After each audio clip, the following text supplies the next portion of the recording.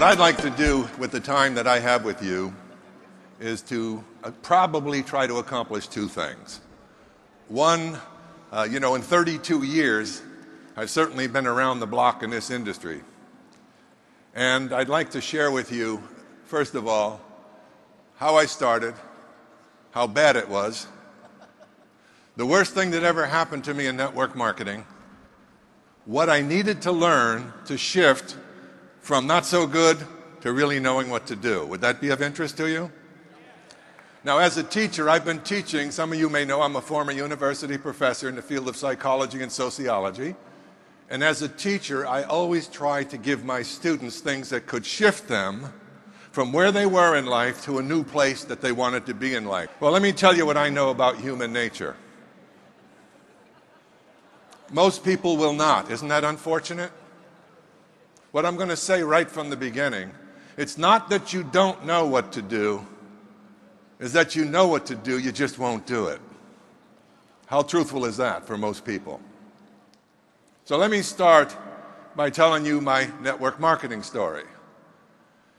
There was an associate dean that worked with me that reported to me, and at this time I was a dean of a senior college of business. And he told me that his wife had a silly little business. Now, this is 32 years ago. So he represented his wife's business as being silly.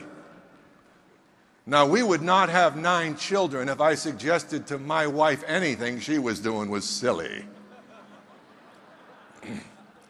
So he said, my wife Patty is having one of her meetings on Monday night, and she'd love for you to attend. And after him disclosing the silly little business aspect, what would you do? You're thinking, man, that's wonderful. I can't wait to get there. So I made an excuse like I was busy, whatever.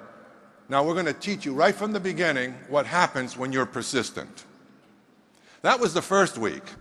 The second week, he came at me again. He always got me when I was at the drinking fountain because I couldn't answer fast then. And he told me again about his wife's having her meeting. Would you please come and attend? She'd love you to attend. I made up another excuse. Now it's the third week. I made another excuse. The fourth week, I made another excuse. The fifth week, I made another excuse. Now I'm going to tell you something right now. About 90% of the people in this audience were probably gone and never thought of me again after the first or second. Are you learning anything? On the 6th invitation, I ran out of excuses. So I said, okay, I'll come this evening. I went home, and I said to my wife, we're going out this evening. And on the amount of money we were making, that meant the Spaghetti Palace, $1 a meal, all you can eat.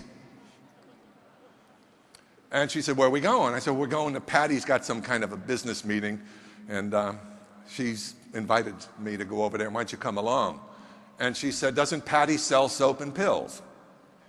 I said, I'm not sure what Patty sells. I said, but I'm not interested anyway. And she said, well, why don't you go ahead alone? I'll stay home with the children. And I said, fine. And I got out and I got in my car. And just as I was ready to leave, she came to the back door and she gave me one of these. You guys know what that means. Hold it, I got something to say. So I rolled down my window. Did you notice I didn't give it one of these? I rolled down my window, and I looked out. I said, yes. And she said, remember, George, college deans do not sell soap and pills. What an encouraging way to go, huh? But I wasn't interested anyway, so that was good advice. I'm driving to the meeting, and as I was driving and getting closer to their home, I started to pray a little bit, and here was my prayer. God forbid any faculty member I ever worked with be at that meeting tonight. Did I have a problem? I had a huge ego problem. After all, selling was so undignified for a professor. No, you just have title and no money. So I got to the meeting. Things got worse. As I got into the meeting, there's 13 women. A guy about this high looked 100 years older than me, and me. Now, you can imagine me trying to hide. I went to the back of the room. Think of this. That was like trying to hide a pregnant elephant on a tight wire. So I sat back there, and they started talking about their product. And I said, thank God I'm not interested. This pill makes you jump higher. This pill takes care of arthritis. This pill you need for this one and that one. And then finally they put a little green bottle up, and this is nature's scrub brush. I said, this ought to be good. Yeah, you take it every day and it detoxifies the body. You got the picture? It's going to make you normal. Boy, I couldn't wait to get started. Well, the meeting went on. They were done with the products, and I was delighted to know I wasn't interested in a single thing. And then that little guy that looked 100 years old, he got up, and this man changed my life. He got up and he said, my name is Armand. I'm from Canada. I work in a factory in the United States for 35 years. And I make a brake shoe for automobile. And I retire. I'm now 72-year-old, and I retire when I'm 65. And one day I'm 69, 68, 69, and my wife, Peggy, she come to me and she say, Armand, you must go back to work. I said, Peggy, I work all my life. What do you mean go back to work? Why? Because we are still alive and we are running out of money. That was a human interest story to me, and I kind of liked this guy. I didn't know what he was going to say next, but I kind of warmed up to the vulnerability of his story. And then he said, my wife, Peggy, and I, a friend called us to come see the network marketing, direct selling business. And they say, don't worry, Armand, if you cannot sell. This business will take anybody. And he says to his wife, Peggy, we are anybody. Let's go see. So I'm listening to him, and I'm saying, this is pretty fascinating. I wonder where it's going. And then he said, my wife, Peggy, and I, we work as husband-wife team. Huh, Peggy? Peggy goes, yes, Armand. And today, 3 years later, we earn $10,000 a month. I almost fell off my chair. That was more than 3 times what I was earning, and it took me many years to qualify to earn it. The guy went to 5th year education, 5 years of formal schooling. He didn't speak the Queen's English. He was in a foreign country for him. He started a business at 69 years old. And at 72, he was earning 3 times a month more than I was. All of a sudden, whatever that stuff was on the counter that I didn't like, I was warming up just a bit. Well, I'm going to give you your PhD in network marketing right now if you're ready for it, because this is when he gave it to me. Are you ready for it? After the meeting ended, he went up to that table, and he had 2 shopping bags, one inside another. This was the level of sophistication for $10,000 a month. And he started putting those products in those 2 bags. And I went up to him, all the ladies left. And I said, Armand, my name is George Zalucki. I said, God, I am impressed. That was clearly a euphemism for I am jealous. I said, can I ask you a question? He said, yes, you can ask me a question. I said, tell me, how can a guy like me who's only been a teacher and a coach get into this thing, network something, and make $10,000 a month? Now, why did I ask that question? Why do you think I asked that question? Because that sounded good to me. Does it sound good to you? Well, why don't you ask for what you want in life instead of praying all the time and wondering whether it's ever going to come to you? Prayers without works mean nothing. Faith without works means nothing. So, oh, he said, big man, you would like to earn $10,000 a month? I said, yes, that would be nice. He stood right in front of me, and he was about this high, I swear. I'm big, but this guy was small. And he's looking up like this, and he said, I ask you a question, big man. Listen to the question. Listen to it. Will you, big man, as represent 1 year of your life? I don't care if you do full-time or you do with your spare time. You just have more time to do same simple things. You don't look over your shoulder left for 1 year. You don't look over your shoulder right for 1 year. You focus your mind, and you will succeed. Can you do that? He said. And I answered like most people. I was not quite advanced at that point in how things really get done. So I said, well, I think I can do that. And here's what he did. Oh, no, he said. Did I ask you, will you give 1 year of your life, no turn back effort, no look back left, no look back right, focus your mind? Did I ask you that question? By this time, I'm getting a little irritated. I said, yes, you asked me that question. He said, then, big man, you have yes or you have no. Now pick one. I said, yes, I'll do it. Now here's the best training I ever had in my life about success. What he said right now.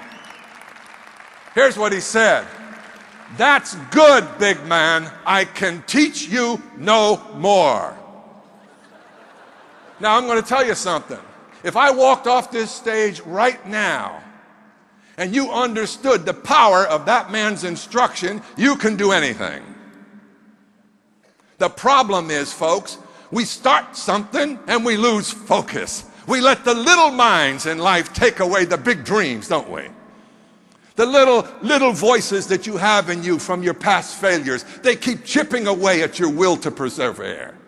Yes or no? You think it's any different for me?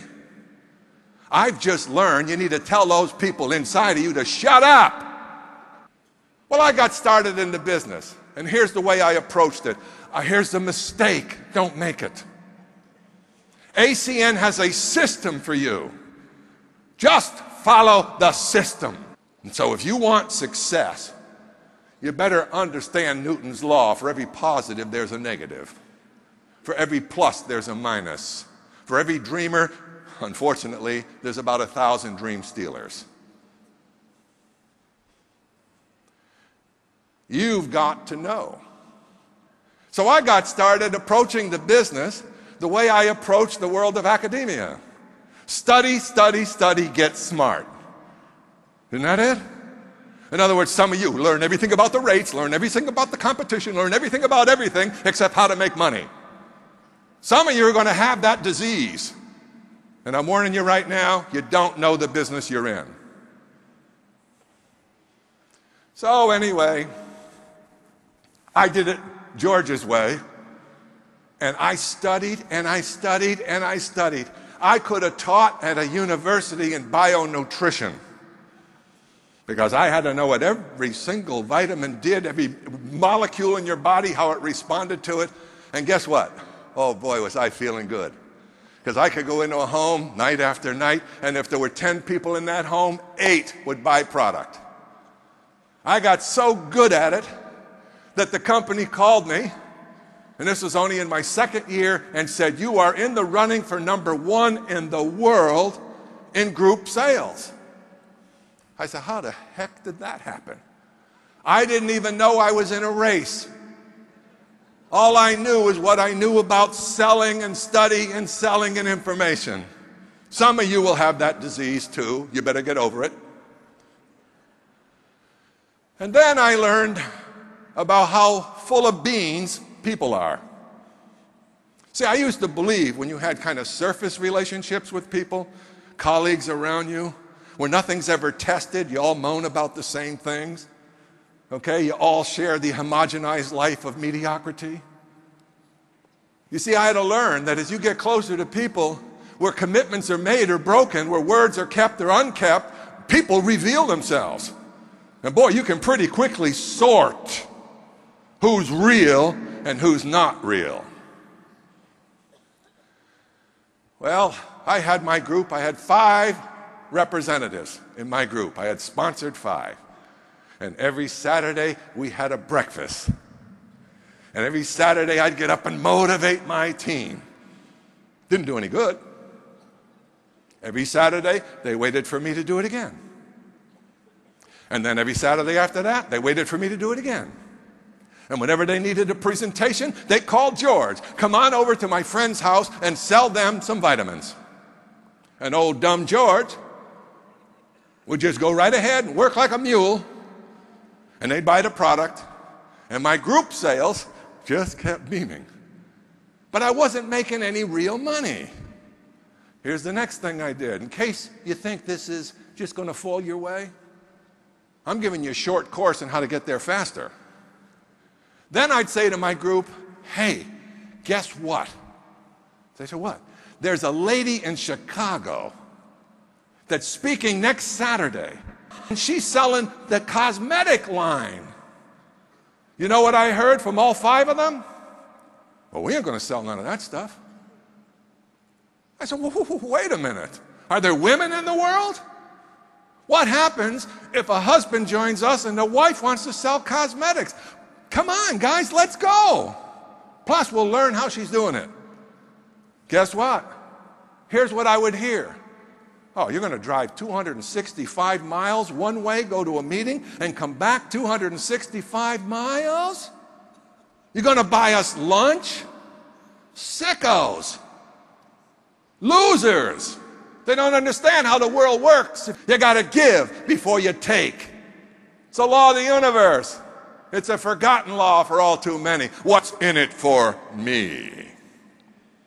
It's got to go out before it comes in. And I'll give you some news. What you're putting out is going to come back. It's a discovery of life when you recognize where you are is where you thought yourself to be. There is no action in humanity that is not first stimulated by a human thought. Therefore, you create reality by your thinking, which means your reality is being created in an ongoing fashion, moment by moment by moment, because your thoughts determine what you understand and see. Yes or no? See, no 2 people see the same reality. It's impossible. Because all of us have different backgrounds, different intelligence, different educations, different upbringing, different cultures. Think about it. Those are the filters in your life for what you see in the present moment. So you don't see real reality. You see what you think is reality, and so do all of us. Now, once you learn that, do you understand that you are a creator of your life? Through the medium of your thoughts. Your thoughts will evoke your feelings. Your feelings is reciprocal and will evoke more thoughts. So what if your feelings are negative? What if your feelings are full of doubt and confusion? What do you think your thoughts are going to be in the cycle of feedback? It's going to make you powerless. So you need to, if you want to change your life, you have to understand, you have to change your thinking. Can you get it? Yes. It's amazing that great teachers, great philosophers, great religious leaders through all of history have taught us about the power of the nature of our thoughts. And we go right through life with habitual negative thinking, not knowing the consequence that follows. Whether you think you can or whether you think you cannot, Henry Ford said, you are right. Milton, the mind is its own place. It can make a heaven of a hell and a hell of a heaven. The mind. Aristotle said this. He said, success and excellence is a habit. Is a habit. What kind of habit? The habit of developing right thinking over a period of time that you do right things. Dr. William James, the father of American psychology, said it this way. A human being can alter the circumstances of their lives by altering their attitudes of their minds. How many times do we need to hear it before we get it? And yet we will allow our minds to be reduced to the lowest common denominator of inspiration which surrounds us. Negative, negative, negative.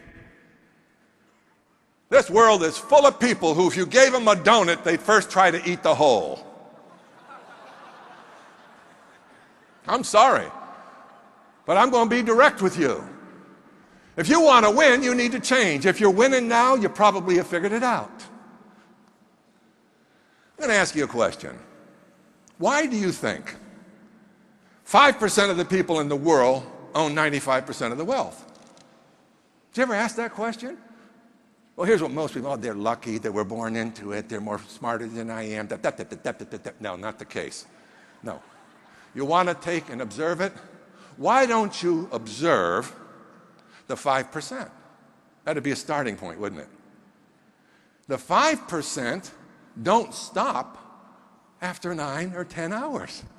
They know that the number one asset for wealth is time. Time! That's the one resource every one of us has equally. The 5% are visionaries. They're willing to do over and over again simple things to amass a fortune. They're willing to wait, they're willing to sacrifice, and if you're not willing to do it, it isn't going to happen. You don't need another motivation talk. Haven't you had plenty of those? How have they worked so far? We need a transformation in how we think. We need new ideas. The only way the will is moved to something great is with a better idea to draw it forward. That's why you need to have goals. You can't hit a ball that you're not aiming at. You can't bring something into your life that you don't passionately want in your life. This world responds to passion. And we're so cool, huh? We walk around looking good and we're frightened to step out and speak to somebody and offer them something of value. Back to my story. The transformation in network marketing. I went to hear a guy who was making $8,000 a month. I thought God didn't even put that much money in anybody's pocket a month at that time. I got to go hear him. The guy's up on stage, they introduce him, he's a carpenter building houses. And he does this business and he's making $8,000 a month. I said, oh no, there's no way I'm not talking to him. So I got a hold of him when the meeting ended. I introduced myself. I said, listen, I just want 5 minutes, please. Why did I do that? Because good, successful people are nice people. You will find that out. They're willing to help someone else come along too. So I said, please tell me, how do you do it? $8,000 a month. Here's what he said. George, he said, let me ask you something. Why don't you tell me how you do it? I wasn't expecting that. And then I proceeded to say, wait till he hears my brilliance. And I started to tell him all about every product, and he just went like this. He said, George, you seem like a nice guy, but you're never going to make any money in network marketing. Hear the word? What was the word? Telephone sales? Vitamin sales? What was the word? Let me hear what the word was. You're not going to make any money in network marketing. Do you know that's what you're in? Some of you don't. You're in the business of helping people improve their lives. And it just so happens that we use the telephone products as a medium to transform lives. Leadership, inspiration. So the next thing I got was, you don't do network marketing, George. I said, what? You're never going to make any money until you understand the business you're in. The business you're in is to understand what's out in this world today. There are people struggling, trying to pay their bills. There are people in jobs they hate. And he said, don't get wrapped up in that. Lose your knowledge about bionutrition. I thought to myself, wow. He said, learn how to help people improve their lives through this medium that you have here. Move forward and learn how to lead. Learn how to inspire, and most of all, learn how to serve. Learn how to serve. The happiest people in the world are the people who are servants to other people's dreams and lives. The happiest people in the world. So the starting point, if you're going to make a change in your life, is to analyze your thinking. Be truthful about the conditions in your life. Take a serious look. What if that old man were here and gave you that advice? And he said, 1 year, no turning back. Focus your mind. Don't look back left or right. Will you do that? And you said, yes. And it was for the first time in your life, a yes you would never let go of. Guess what? You won't lose. There's just too many people in this world that will respond to what we have. The problem is you're not telling it to enough of them. Are you hearing me? You get 3 or 4 no's and all of a sudden, this thing won't work. Wimp right back into your wimpy world? Or stand up and say, if anybody can do it, I can. What is it I need to learn so I can get better? Where do I get my training? How do I come to the leaders' meetings when they put them on? How do I get on the conference calls when they're training? You see, that's what you need to do. It's a component. It's a necessary element of your growth. What are you reading? Probably not much of value. Tell the truth. What are you reading that grows you as a person? That teaches you the things you need to know to advance yourself in life? What are you listening to, and who are you listening to? There's your analysis. Start there. And if you'll tell the truth about what is influencing you right now, you will see the necessity of change. Success is not something to take for granted. And a lot of people, they reach a certain level of success, and they actually believe they have arrived. And then they stop doing the things that brought them there, and they wonder why they're no longer a success. Did you hear Donald Trump, one of the wealthiest men in the world, speak about the word momentum? You work that hard to get there. I love what Artie says. Oh, you just made RVP? Great, you just started the business. Some of the RVPs looked at Artie like he was crazy. They actually thought they had arrived. Oh no, how many people in your group still aren't there? Now that's your job, isn't it? If your RVP isn't supporting you, isn't encouraging you, you should let him or her know. One other thing changed my entire career. And believe it or not, it was a cassette tape. I heard a tape that was given by a guy who was a researcher in a laboratory, a cancer researcher.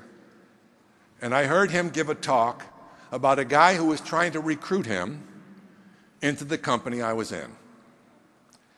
And this guy said that every time he saw this guy walk down the street, he purposely walked the other side because he didn't want to hear one more time about his great business opportunity. So I'm listening to the tape, and he said, one day I realized, he said, that things were beginning to shift in me because, you see, I would see Jim. He'd be in the restaurant sometimes, and he had a nice suit on. He never used to dress like that. He said, a year later, I see Jim in a brand new Cadillac and a nicer suit in the restaurant, looking very successful. And he said, I had a bad time. I was getting tired of what I was doing.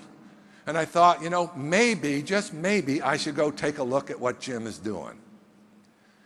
Well, the story went on, and this guy became a huge success, and he talked about the things he had to learn coming from a professional world.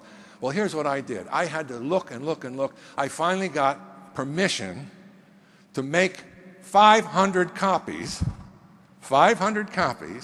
of that little cassette. Now my Saturday morning breakfast, here's what I did. I walked in, I had a pile of 100. And they were like $2 each, this little cassette. And I said, okay, we're going to part the waters today. I'm not working with one more of you. You might just as well quit.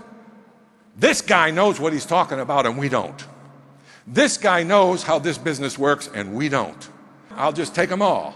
But if you're going to work with me from this day forward, we're going to put these things out in people's hands because obviously he's better than we are. We don't know how to tell it like he's telling it. Let's use it. It completely revolutionized my business. Now, how many of you have got the DVDs, the CD-ROMs? Some of you are so cheap you won't do it. And that you're going to say you want to build a business. You're going to want to keep blabbing from your own position, thinking you know how to say it better than when you got someone like Trump and other people to do it. Don't be foolish. Let me tell you something. How would you like to hire a salesman if you owned a company that never called in sick, can say the same story every time, 24 hours a day, okay, hardly ever breaks down, and you pay a pretzel to get that person? How many of those, if that was true, could you get? They don't want insurance policies, they don't want cars, and they don't want expense accounts. But they're going to tell that story perfectly the same way every single time. How many would you hire? See the thinking? See the thinking? And then my last part of my message is always about what I consider to be what I call the annealing cement of everything that works for the benefit of humanity. And it's one word with many dimensions. And it's called love. Old-fashioned, huh? Take a look at it. Love is soothing, it's warming, it's enriching to the spirit, the soul, the mind. It's all the things that we were instinctively and intuitively born to be in, to be surrounded with. Your natural state as a newborn infant was bliss for no apparent reason. Man, I was there this afternoon, we had lunch, and Frank and Tanya's new little baby, and I looked at that little child, and the little motions, and the little beautiful little features, and I saw the miracle all over again. And you know what went through my mind? God, how will we ever get good at keeping them close to that beautiful innocence where they're not afraid, everything's kind of okay, mommy and daddy's here, and then we get to them. We get to them with all our fears, with our lack of character, with our lack of discipline, with our lack of a good work ethic, and then we expect them to walk out in this world and be superstars. How does that match? It doesn't. So be persistent in what you do. Surrender to what it is you want. Surrender to it. That's the most powerful way to get where you want to go. Just say, hey, this is it. Come at me any way you want. I don't care. I'm going to the top.